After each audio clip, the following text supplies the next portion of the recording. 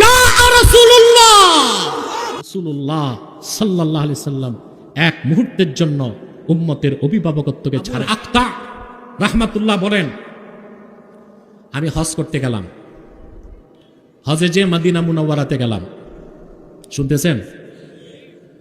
ফাআকামতু feel মাদিনাতিল মুনাওয়ারাতি খামসাতা আইয়ামিন মা যুকতু যাওয়াকা।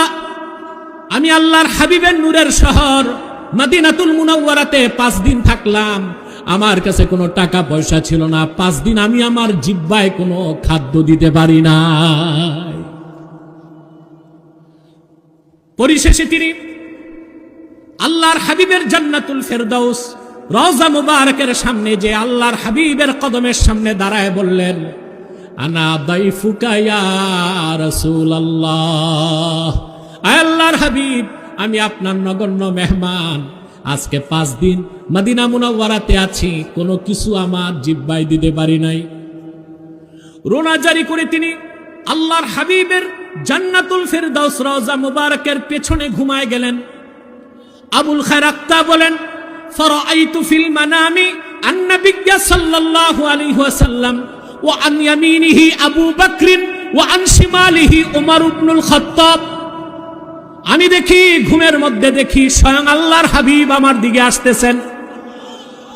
ডানে সিদ্দিক আকবর, বামে হযরত ওমর, আলী দৌড়ায় সামনে আসতেছে। ফাহাররাকানি আলীউন ফাকালা কুম কদ জাআ রাসূলুল্লাহ। হযরত আলী এসে আমার এক ধাক্কা দিয়া বলল, দাঁড়া, আল্লাহর রাসূল এসেছেন। আমি দাঁড়িয়ে গেলাম। ফাআতানি রাসূলুল্লাহ সাল্লাল্লাহু আলাইহি ওয়াসাল্লাম রাগীফা। আল্লাহর হাবিব আমার হাতে একটা রুটি তুলে দিলেন।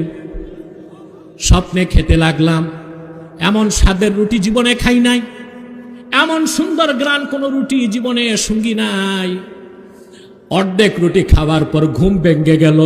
চোখ খুলে দেখি আমার হাতে রাসূলুল্লাহর দেওয়া রুটির অর্ধেকটা তখনও রয়ে গেছে।